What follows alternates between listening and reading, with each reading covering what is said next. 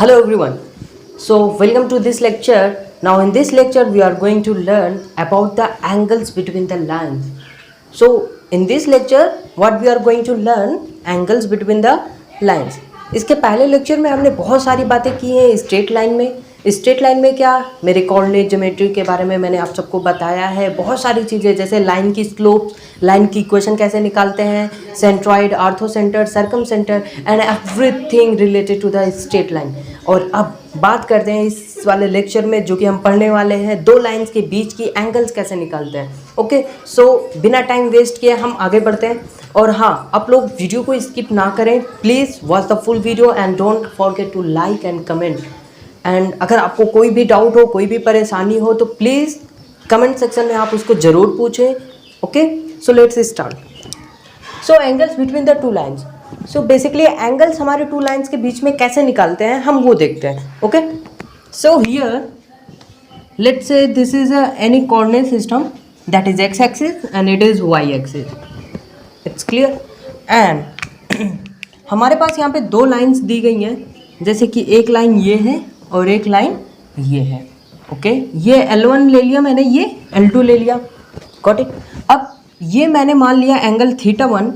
मैंने बता रखा है आप लोगों को जो भी ये वाली एंगल्स होती है इसका जो tan थीटा होता है वो होता है मेरा स्लोप। ओके, और यहाँ पे ये एंगल मैंने मान लिया θ2। ओके, सो हमें निकालना क्या है basically angles between two lines, दो लाइंस के बीच की जो एंगल्स होंगी। तो यहाँ पे दो लाइन के बीच की एंगल का मतलब क्या होता है, यहाँ पे ये दोनों लाइन जहाँ पे इंटरसेक्ट करेंगी और वो कितना एंगल बनाएगा।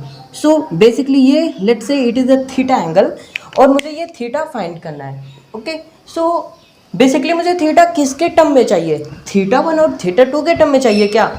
हाँ बिल्कुल कह सकते हैं, क्योंकि मेरा जो θ1 और θ2 होगा वो मैं स्लोप के टर्म में तो निकाल सकता हूँ। ओके, कैसे निकालते हैं? मुझे पता है कि जो tan थीटा होता है ये वाली इस लाइन का जो स्लोप होता है वो कितना होता है tan θ1, और इस लाइन का स्लोप कितना होता है tan θ2।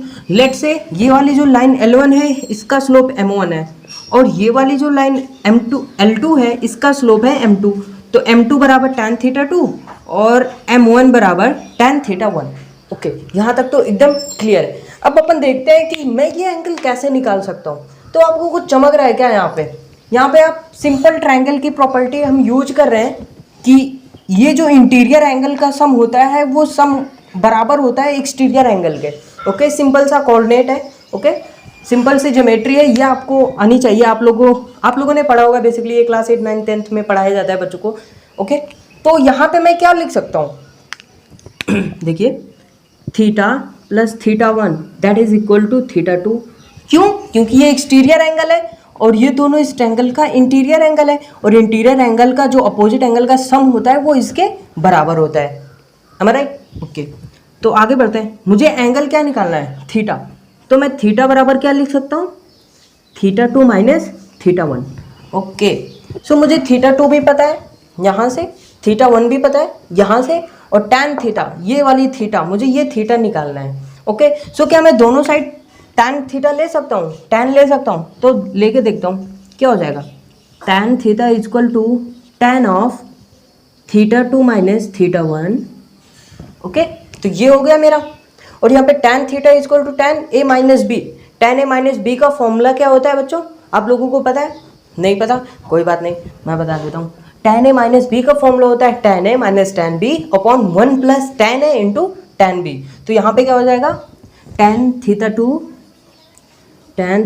Minus tan θ1 upon 1 plus tan θ1 into tan θ2। और ये मॉड लगाना मत भूलना। मॉड क्यों? मॉड लगाना ज़रूरी है। क्यों? क्योंकि ये पॉजिटिव होता है हमेशा। जो थीटा होता है, tan थीटा होता है, वो हमेशा पॉजिटिव होता है। tan हमेशा एक इंक्रीजिंग फंक्शन होता है, इसलिए यहाँ पे मॉड लगाना कंपलसरी है। ओके, सो tan थीटा मेरा क्या हो गया। अब मैं यहाँ पे क्या कह सकता हूँ, थीटा tan θ2 को मैं क्या लिख सकता हूँ, M2। tan θ1 को क्या लिख सकता हूँ, M1। तो बेसिकली मैं वही लिखता हूँ। क्या हो गया यहाँ पे, tan θ2 की जगह पे M2 minus M1 upon 1 plus M1 into M2। Okay, so ये मेरा जो tan थीटा की वैल्यू आई है, तो ये आई है मेरा tan थीटा की वैल्यू। सो अगर मैं थीटा की वैल्यू मुझे यहाँ से निकालनी है तो मैं यहाँ पे tan इनवर्स ये लिख सकता हूँ। सो मेरा यहाँ पे theta is what, tan inverse m2 minus m1 upon 1 plus m1 into m2। ये मैंने डिराइव कराया आप लोगों को कि थीटा इक्वल टू क्या होगा, मतलब इन दोनों लाइंस के बीच की जो एंगल होगी वो कैसे लिखेंगे हम वो देखते हैं। बेसिकली मुझे जो रिजल्ट याद रखना है वो आपको ये याद रखना है, tan theta equal to m2 minus m1 upon 1 plus m1 into m2। Okay, so this was the formula when we have to find the angles between the two lines and their slopes are given. So here जो हमारा ये जो angle theta आया है ये क्या है मेरा, ये मेरा एक एक्यूट एंगल है। ये मेरा जो थीटा एंगल है ये एक्यूट एंगल है। ओके, सो अगर मुझे ऑब्ट्यूज एंगल चाहिए तो फॉर ऑब्ट्यूज एंगल यहाँ पे मैं लिख देता हूँ आपको, फॉर ऑब्ट्यूज एंगल सो ये मेरा हो जाएगा पाई माइनस थीटा। ये जो पाई माइनस थीटा, पाई मतलब 180 माइनस थीटा, ये जो भी हम करेंगे तो वो मेरा होगा ऑब्ट्यूज एंगल। ओके, सो अब थोड़ा आगे बढ़ते हैं। आगे क्या मैं देखता हूँ कि लाइन कैसे, जैसे दो लाइंस के बारे में यहाँ पे बताया गया है। अब दो लाइंस के बीच में एंगल्स की बात की जा रही है। अगर दो लाइंस के बीच की एंगल 90 डिग्री है तो क्या वो उन लाइन को हम कह सकते हैं कि the both lines are perpendicular to each other? हाँ, बिल्कुल कह सकते हैं। और अगर दो लाइन के बीच की एंगल 180 डिग्री हो, जैसे अगर दो लाइंस एकदम पैरेलल हैं आपस में, ठीक है, जैसे कि ये दो लाइंस हैं L1 और ये लाइन है L2। अब यहाँ पे क्या, अब ये लाइन और ये लाइन दोनों आपस में क्या है, दोनों आपस में पैरेलल है। ओके, सो यहाँ पे हमारी क्या कंडीशंस होती हैं, क्या केसेस बनते हैं, तो हम वो देखते हैं। ओके, तो यहाँ पे ये जो L1 है और ये L2 है, अब यहाँ पे इसका स्लोप, अगर जो मेरा इसका स्लोप है इस लाइन की, वही लाइन इसकी भी होगी। और इसकी स्लोप कितनी है अब देख सकते हो क्या, अरे इसकी स्लोप 0 है ना, ऑब्वियसली 0 है इसकी स्लोप। ओके, सो अब मैं आगे बात करता हूँ कि अगर दो लाइंस पैरेलल हैं तो अगर इसकी स्लोप m1 है लेट से और इसकी स्लोप m2 है, ओके, तो यहाँ पे m1 बराबर m2 हो जाएगा। ओके, सॉरी वो 0 नहीं होगा स्लोप। अगर कुछ ऐसे दे रखा है, ये 0,0 है, कोऑर्डिनेट एक्सिस है, तो यहाँ पे एक्स एक्सिस वाले जो पॉइंट होंगे उनका स्लोप 0 होगा। ओके, बट यहाँ पे केस मैंने मान लिया है कि इसकी स्लोप m1 है और इसकी स्लोप m2 है। ओके, सो यहाँ पे अगर दो लाइन पैरेलल है तो उनकी जो स्लोप होती है वो हमेशा बराबर होती है। ठीक है, तो यहाँ पे m1 बराबर m2 कैसे, क्योंकि ये दोनों आपस में पैरेलल है। ओके, अब मैं बात करता हूँ, मान लिया कि ये जो लाइन है, इस लाइन की इक्वेशन लिख रखी है ax1 plus by1 plus c is equal to 0, और ये है ax2 प्लस by2 प्लस ये c1 है, ये c2 is equal to 0। Okay, अब ये दोनों लाइन की इक्वेशंस मुझे पता है, तो मैं क्या इसके बेसिस पे कुछ लिख सकता हूँ क्या? ठीक है, अगर ये दोनों लाइन पैरेलल हैं, ठीक है, अगर ये दोनों लाइन पैरेलल है, ऐसा भी तो हो सकता है कि दो लाइन पैरेलल तो है, जैसे ये दोनों लाइन आपस में पैरेलल तो है और कोइंसिडेंस कर जाए। कोइंसिडेंस मतलब यूँ आपस में एक ही पे आ जाए, जैसे ये लाइन L1 है और इसी पे ही L2 भी आ जाए, है तो ये पैरेलल, लेकिन इनको मैं कोइंसिडेंट लाइन भी तो कहूँगा। तो मेरा यहाँ पे दो केस बनता है कि ये जब दोनों सी पैरेलल हो या फिर एक पैरेलल हो लेकिन ये कोइंसिडेंट ना हो। ठीक है, तो मैं लिखूंगा कि अगर L1 and L2, if L1 and L2 are parallel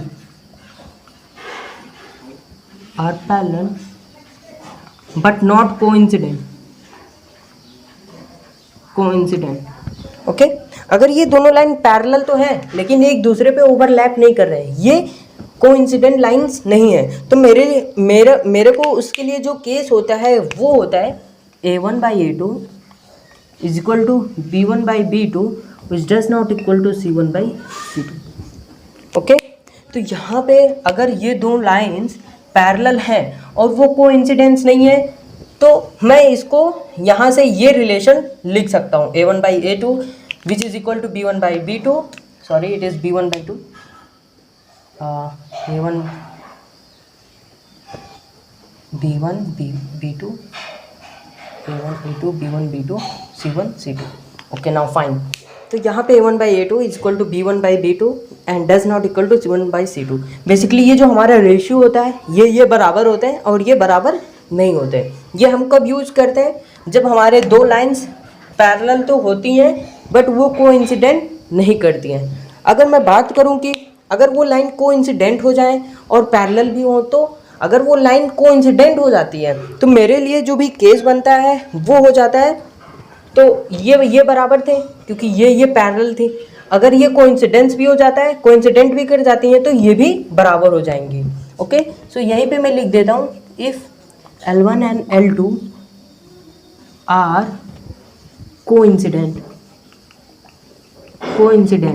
okay, so A1/A2 is equal to B1/B2 which is equal to C1/C2. Okay, so ये जो मेरी दो केसेस थी वो इस तरीके से हो गई.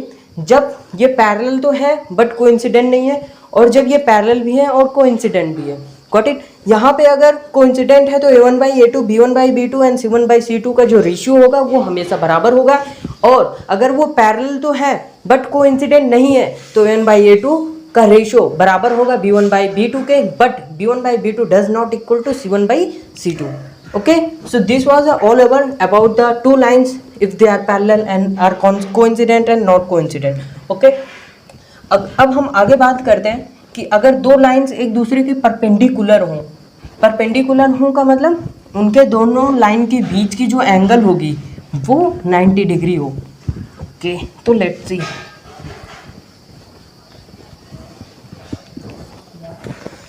अब जैसे कि मेरी दो लाइंस दे रखी हैं, एक लाइन ये है L1 और एक लाइन ये है L2.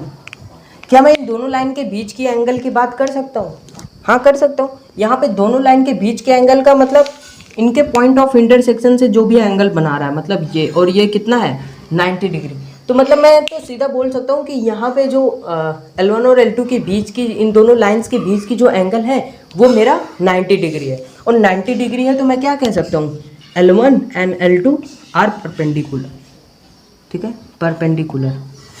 ओके, सो अगर L1 और L2 दोनों परपेंडिकुलर हैं तो क्या मैं कह सकता हूँ कि अगर इसका स्लोप M1 है और इसका स्लोप M2 है तो M1 M2 में क्या मैं कोई रिलेशन निकाल सकता हूँ? तो निकाल सकते हैं, वही देखते हैं. सो फाइन, मैं इसको क्वेश्चन की तरीके से निकाल सकता हूँ. क्वेश्चन की तरीके से लिखवाता हूँ. इफ़ ये क्वेश्चन है एग्जाम्पल टाइप का. If L1 and L2 are perpendicular, then find relation between M1 and M2. Okay. So यहाँ पे हमें क्या निकालना है, M1 और M2 के बीच में रिलेशन निकालना है. ओके, सो मुझे पता है कि जो दो लाइन के बीच का जो एंगल होता है उसका जो फॉर्मूला होता है वो क्या होता है, वो होता है tan theta equal to M2 minus M1 upon 1 plus M1 into M2. ठीक है, ये होता है मेरा, ये क्या होता है मेरा फॉर्मूला होता है दो लाइंस के बीच के एंगल का. अब यहाँ पे थीटा की वैल्यू मुझे पता है कितनी है, 90 डिग्री है. tan 90 कितना होता है, tan 90 होता है इन्फानाइट. ओके, सो इन्फानाइट होने के लिए क्या कंडीशन होनी ज़रूरी है, या तो ये इक्वल टू 0 हो जाए तो 1/0 that is equal to infinite हो जाएगा.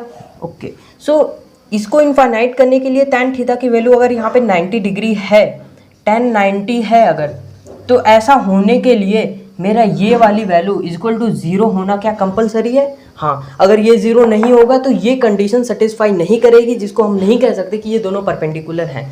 ओके, सो इसको मैं 0 कर देता हूँ. 1 plus M1 M2 equal to 0. तो क्या मैं M1 into M2 equal to -1 लिख सकता हूँ? हाँ, बिल्कुल लिख सकता हूँ. सो मुझे क्वेश्चन में निकालना क्या था, relation between M1 and M2, और मैंने क्या निकाला, M1 M2 बराबर -1. और ये क्या है, अरे यही है रिलेशन. समझ में आया क्या कुछ? बिल्कुल.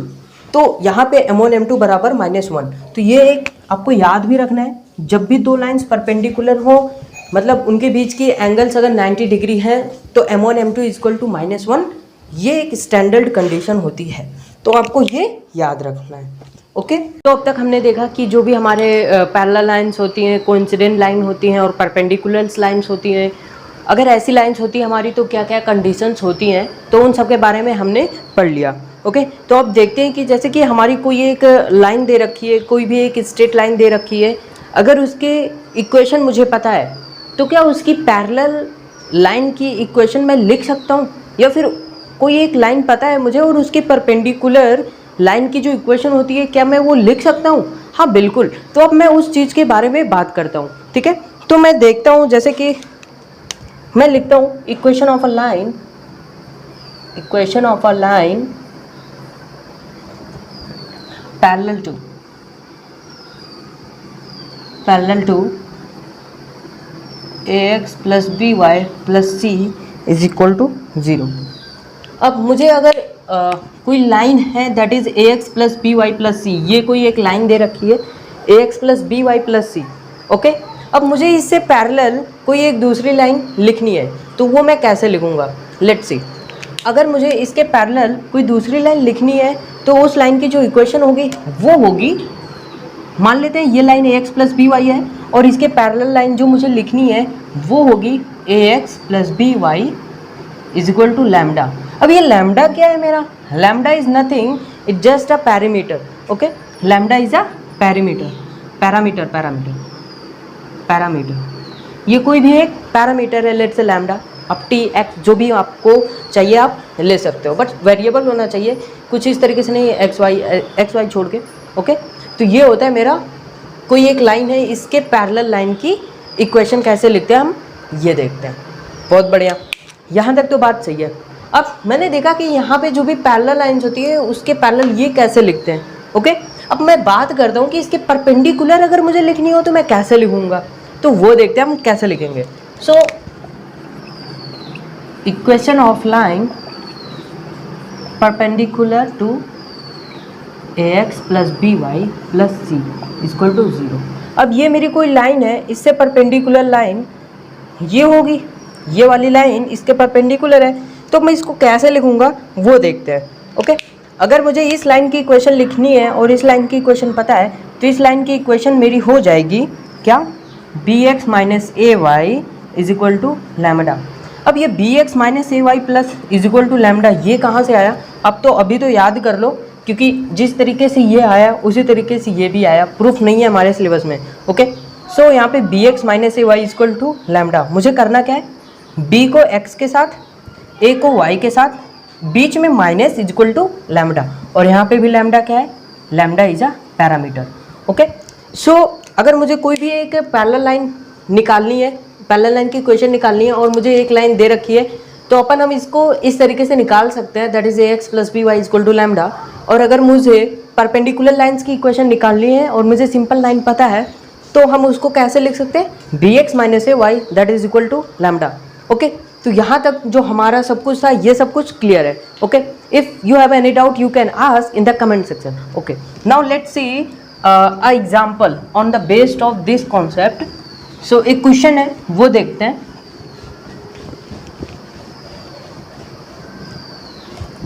क्वेश्चन है, one side of rectangle is one side of rectangle is one side of rectangle is x plus 2y minus 3 equal to 0। एक साइड जो भी रेक्टेंगल है मेरा, एक साइड की जो इक्वेशन है वो ये दे रखी है मुझे। Okay, and two vertices are 1,1 and 2,-3, और उसके दो वर्टिसेस मुझे पता है रेक्टेंगल के, एक 1,1 एंड एक दूसरा 2,-3। मुझे करना क्या है? Find the remaining vertices and sides. मुझे निकालना है find the remaining vertices and equations of side. बहुत बढ़िया, तो ये मेरा एक क्वेश्चन दे रखा है और मुझे इस क्वेश्चन में पूछा क्या है मेरा कोई एक रेक्टेंगल है, कुछ इस तरीके से कोई एक रेक्टेंगल है जो कि दे रखा है, और यहाँ पे मुझे किसी भी एक साइड की जो इक्वेशन है वो ये दे रखा है, और वो कितना है, मान लिया मैंने इस साइड की जो इक्वेशन है वो दे रखा है x + 2y - 3 = 0। ओके, और यहाँ पे दो वर्टिसेस मुझे पता है, एक 1,1 और एक 2,-3। ओके, अब मुझे ये देखना है कि 1,1 यहाँ पे है या यहाँ पे है या यहाँ पे है या यहाँ पे, और या फिर 2,-3 कहाँ पे है। तो मैं ये देखता हूँ इस लाइन को, इसमें से कौन सा पॉइंट सेटिस्फाई कर रहा है। ओके, अगर इसमें से कोई भी एक पॉइंट सेटिस्फाई कर रहा है तो मेरा या तो यहाँ होगा या तो यहाँ होगा। तो क्या यहाँ पे 1,1 सेटिस्फाई कर रहा है? या of course it is satisfying, 1,1 is satisfying this equation, so 1,1 must be otherwise there और देयर। ओके, तो मैंने मान लिया कि 1,1 यहाँ पे है, बहुत बढ़िया, यहाँ तक कोई डाउट नहीं होनी चाहिए। अब यहाँ पे 2,-3 यहाँ पे तो नहीं हो सकता, और 2,-3 मुझे नहीं लगता कि यहाँ कहीं पे हुआ होगा। तो मैंने मान लिया, लेट से ये मैंने मान रहा हूँ, मैं ऐसा मान रहा हूँ कि यहाँ पे 2,-3 यहाँ पे है। ओके, अब मुझे ये पता है कि ये एक रेक्टेंगल है। Got it? अगर ये मेरा रेक्टेंगल है तो क्या ये परपेंडिकुलर होगा? ऑफ कोर्स होगा परपेंडिकुलर, रेक्टेंगल की प्रॉपर्टी है भाई। अब ये मुझे पॉइंट पता है और ये मुझे लाइन पता है, क्या मैं इसके परपेंडिकुलर वाली लाइन की इक्वेशन लिख सकता हूँ? व्हाई नॉट, क्यों नहीं लिख सकता? अभी मैंने पिछले में लेक्चर में यही बताया था कि कोई भी एक लाइन पता है तो उसकी पैरेलल लाइंस कैसे लिखते हैं और उसके परपेंडिकुलर लाइंस कैसे लिखते हैं। अगर मुझे इस लाइन की पैरेलल को इक्वेशन लिखनी है जैसे कि ये, तो वो क्या हो जाएगी? Simple x + 2y = lambda. Got it? और इस लाइन की अगर मुझे परपेंडिकुलर लाइन लिखनी है तो ये क्या हो जाएगी? मैंने क्या बताया था, इसको ऐसे लिखेंगे 2x - y = lambda. Let's say ये λ1 और ये λ2। बहुत बढ़िया। अब मैंने ये देखा कि ये अगर इस लाइन की इक्वेशन ये है तो क्या ये पॉइंट इसको सेटिस्फाई करेगा? ऑब्वियसली सेटिस्फाई तो करेगा, क्योंकि ये जो इक्वेशन है इस पॉइंट से पास हो रही है। ओके, तो मैं इसको यहाँ पे पुट करके चेक कर लेता हूँ, तो λ1 की वैल्यू पता चल जाएगी। λ1 की वैल्यू पता चली, ये मेरी इक्वेशन निकल आई, है ना। अब यहाँ पे मैं बात करूँ, क्या ये पॉइंट इस लाइन को भी सेटिस्फाई कर रहा है? हाँ बिल्कुल दिख रहा है मेरे को, सेटिस्फाई कर रहा है। अरे चमका क्या? हाँ चमका। फिर यहाँ पे ये 2,-3 यहाँ पे भी पुट करूँगा। Got it? तो यहाँ पे λ2 निकल जाएगा भाई। जहाँ λ2 आया, जहाँ λ1 पता चला, इस लाइन की इक्वेशन पता चल गई, इस लाइन की इक्वेशन पता चल गई, इस लाइन की भी इक्वेशन पता चली जाएगी। Got it? अब मुझे ये बताओ, ये जो पॉइंट पता है और ये जो लाइन पता है, क्या मैं डिस्टेंस फॉर्मूला लगा के ये वाले डिस्टेंस नहीं निकाल सकता? बिल्कुल निकाल सकता हूँ। सो बेसिकली अब इस क्वेश्चन में कुछ रहा ही नहीं, तो आप इस क्वेश्चन में आप जो भी कुछ पूछ सकता है, अब कुछ भी पूछ ले, वो तू बोल उससे, हाँ पूछ ले भाई, जो भी पूछना हो तुझे पूछ ले। हमने अपने को क्या डरना नहीं है, क्वेश्चन को सॉल्व करना है, इन सब से खेलना है। ठीक है, करना ही क्या था यहाँ पे, बस फॉर्मूला लगाया, पुट किया, अब सेटिस्फाई करके λ1 निकाला मैंने, यहाँ पे λ2 निकाला मैंने, लाइन्स की इक्वेशन आ गई। अब साइड तो आराम से निकाल ही सकते हैं हम। ठीक है, तो बेसिकली ये सारे क्वेश्चंस बहुत ही इजी होते हैं, और बस कॉन्सेप्ट क्लियर होना चाहिए, क्वेश्चन तो कुछ भी बन सकता है। Okay, so let's talk about the position of a point relative to a line. Okay, now here इसका मतलब क्या हुआ, position of a point relative to a line? इसका मतलब कुछ समझ में आया क्या? मेरे को लगता है position of a relative point, इसका मतलब क्या होता है मैं बताता हूँ आपको। कोई नहीं, जैसे ये कोई एक लाइन मुझे पता है, ठीक है, मैंने मान लिया इसका जनरल इक्वेशन क्या होता है, ax + by + c = 0। ओके, ये इस लाइन की इक्वेशन दे रखी है मुझे। Got it? अब पोजीशन ऑफ अ पॉइंट, अब मेरे को ये बेसिकली इस पोर्शन में मुझे ये सीखना है कि जैसे कोई भी पॉइंट मुझे पता है तो मुझे ये जानना है कि वो पॉइंट लाइन के इस साइड है या लाइन के इस साइड है। ओके, तो मैंने मान लिया कि यहाँ पे कोई एक पॉइंट P है, okay, that is x1, y1, और इस साइड कोई एक पॉइंट है x2, y2। Got it?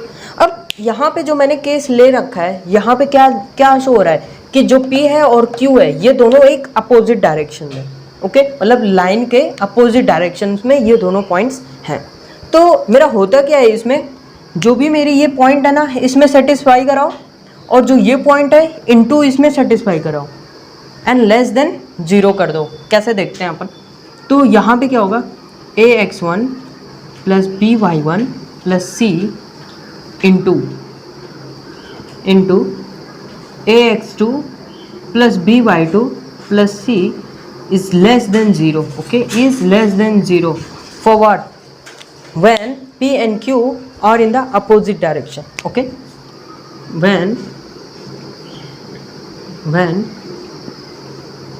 p and q are opposite of line.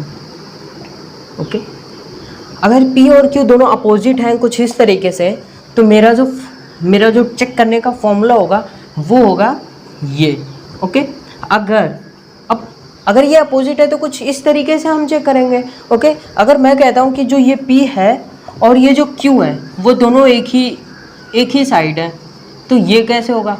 अगर एक ही साइड है तो क्या हो जाएगा, when P and Q are same side of line. तो इस केस में मेरा क्या हो जाएगा, बस यहाँ पे लेस देन 0 था तो इस केस में ग्रेटर देन 0 हो जाएगा। ax1 by1 plus c into ax2 plus by2 plus c is greater than 0। Okay, तो इस तरीके से हम कोई भी लाइन हो हम चेक कर सकते हैं। ओके, सो यहाँ तक आपको कोई डाउट नहीं होनी चाहिए। अब एक एग्जांपल देख लेते हैं इस पे बेस्ड, ताकि कोई भी कंफ्यूजन अगर होगी भी तो वो क्लियर हो जाए। Okay, so let's see an example on this topic. So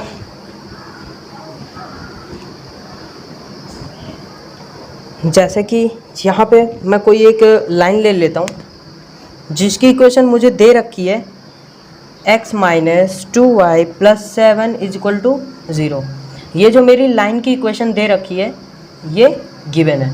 okay, और मेरा कोई एक पॉइंट A है दैट इज़ 2,3। ओके, अब रैंडम सा कोई एक पॉइंट मैंने ले लिया दैट इज़ पहला, जैसे मैंने कोई एक पॉइंट ले लिया B, कुछ भी ले लेता हूँ मैं, अभी तो ले लेता हूँ 1,2। आप बताओ, कुछ भी ले लो, ठीक है। अब ये जो B 1,2 ले लिया है मैंने, अब मुझे चेक करना है क्या ये जो B है वो A के साइड में है या फिर अपोजिट टू A है। ओके, तो इसको चेक करने के लिए हम क्या करने वाले हैं, कुछ भी नहीं, पहले तो हम A को खुद चेक करेंगे कि किस डायरेक्शन में है, मतलब किस साइड है, और फिर B को भी चेक कर लेंगे। ओके, तो मैं चेक करता हूँ, अगर A और B दोनों एक साइड होंगे, ठीक है, तो ग्रेटर देन 0 होगा, और अगर अपोजिट डायरेक्शन में है तो लेस देन 0 होगा। तो करते हैं, यहाँ पे x minus 2y plus 7 equal to 0 है, तो यहाँ पे इसको पॉइंट को सेटिस्फाई कराओ, कितना हो जाएगा 2 minus 2 into y 3 plus 7 into, और b पॉइंट को सेटिस्फाई करा दूँ 1,2 इंटू 2 4 प्लस 7। ओके, अब ये मेरा क्या, अगर लेस देन 0 आया तो ये होगा कि ये दोनों अपोजिट डायरेक्शन में, अगर ये ग्रेटर देन 0 आया तो ये सेम डायरेक्शन में। ओके, सो लेट्स सी आता क्या है मेरा, ठीक है। तो यहाँ पे 2 माइनस 6 प्लस 7, और ये कितना हो जाएगा मेरा 4, और फिर ये कितना हो जाएगा 9 में से 6 गया तो यहाँ पे हो जाएगा 3 इंटू 4 दैट इज 12। अरे वाह, ये तो ग्रेटर देन 0 आ गया। ऑब्वियसली ये ग्रेटर देन 0 है, तो इसका मतलब क्या हुआ, अगर ये ग्रेटर देन 0 आ रहा है तो मतलब हम कह सकते हैं A and B are same side. Okay, अगर ये लेस देन 0 आता तो हम कहते हैं कि ये दोनों अपोजिट साइड में है। ओके, तो ये था एक एग्जांपल इस टॉपिक पे बेस, ताकि कोई परेशानी ना हो आपको। ओके, सो अब हम थोड़ा आगे बढ़ते हैं इसी टॉपिक में। अब मैंने यहाँ तक तो बहुत कुछ आप लोगों को सिखा दिया, बस आपको प्रैक्टिस करने की ज़रूरत है। ओके, सो अब मैं बात करता हूँ कुछ आगे की चीज़ों के बारे में, ठीक है। जैसे कि मुझे कोई एक पॉइंट गिवन हो, जैसे मैंने मान लिया P x, y। ओके, और ये मेरी कोई एक लाइन है, कुछ भी मान लिया मैंने ax plus by plus c। Okay, अब मैं अगर कहूँ मुझे P से इस लाइन की डिस्टेंस बताओ, तो P से इस लाइन की डिस्टेंस का मतलब क्या हुआ, पी से इस लाइन की डिस्टेंस तो ये भी है, पी से इस लाइन की डिस्टेंस तो ये भी है, ये भी है, ये भी है, ये भी है।